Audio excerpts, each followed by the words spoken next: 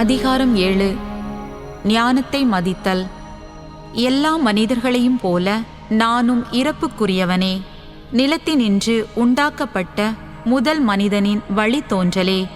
தாய் வயிற்றில்தான் என் உடலும் உருவாயிற்று. ஆணின் உயிர்த்துளியினாலும் திருமண இன்பத்தினாலும் 10 மாத காலமாக குருதியோடு உறைந்து என் உடல் உருவெடுத்தது. நான் பிறந்த பொழுது எல்லாரும் சுவாசிக்கும் காற்றையே நானும் சுவாசித்தேன்.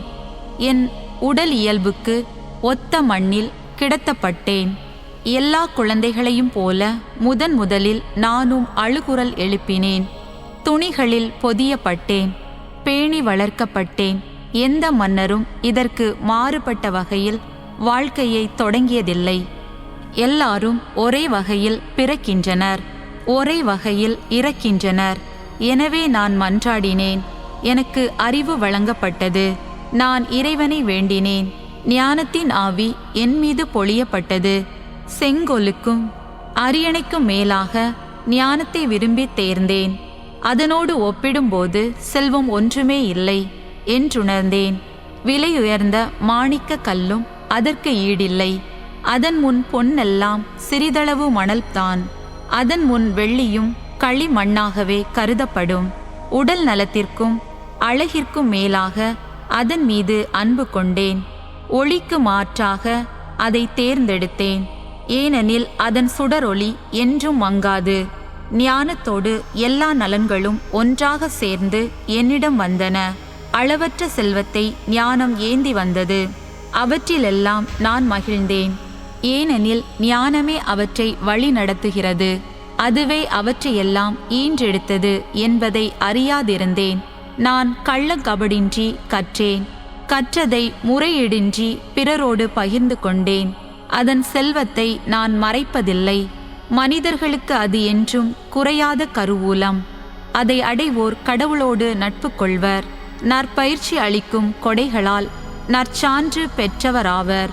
அறிவுத்திறனோடு நான் பேசவும் எனக்கு கொடுக்கப்பட்ட கொடைகளுக்கு ஏற்ப நான் சிந்திக்கவும் கடவுள் எனக்கு அருள் புரிவாராக.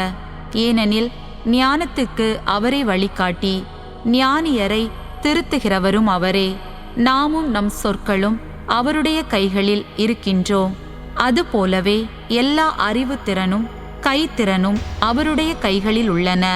இருப்பவை பற்றிய உண்மையான அறிவை எனக்கு அளித்தவர் அவரே. உலகின் அமைப்பையும் மூலப்பொருட்களின் செயல்பாட்டையும் நான் அறிய செய்தவரும் அவரே. காலங்களின் தொடக்கம், முடிவு, மையம் முதலியவற்றையும் கதிரவனின் சுழற்சியால் ஏற்படும் மாற்றங்களையும் பருவகால மாறுபாடுகளையும் ஆண்டுகளின் சுழற்சிகளையும் விண்மீன்களின் அமைவிடங்களையும் உயிரினங்களின் இயல்பு, காட்டு விலங்குகளின் சீற்றம், காற்று வகைகளின் வலிமை, மனிதர்களின் எண்ணங்கள், பல்வேறு செடி வகைகள், வேர்களின் ஆற்றல் ஆகியவற்றையும் பற்றிய அறிவை அளித்தவர் அவரே. இன்னும் நான் மறைவானவை பற்றியும் வெளிப்படையானவை பற்றியும் கற்றறிந்தேன். எல்லாவற்றையும் உருவாக்கிய ஞானமே எனக்கு இவற்றை கற்றுக் கொடுத்தது. ஞானத்தின் இயல்பும் மேன்மையும்.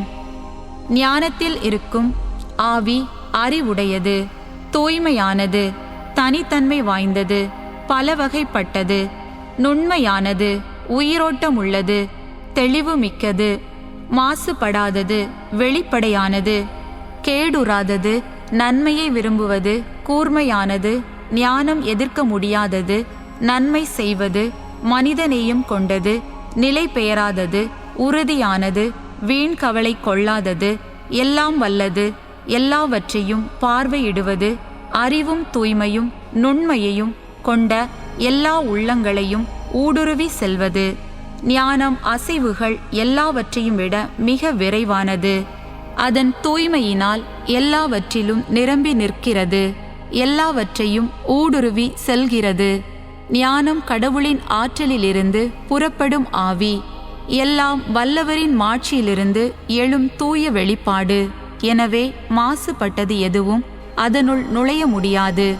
ஞானம் என்றுமுள்ள ஒளியின் சுடர், கடவுளது செயல்திறனின் கரைபடியா கண்ணாடி, அவருடைய நன்மையின் சாயல்.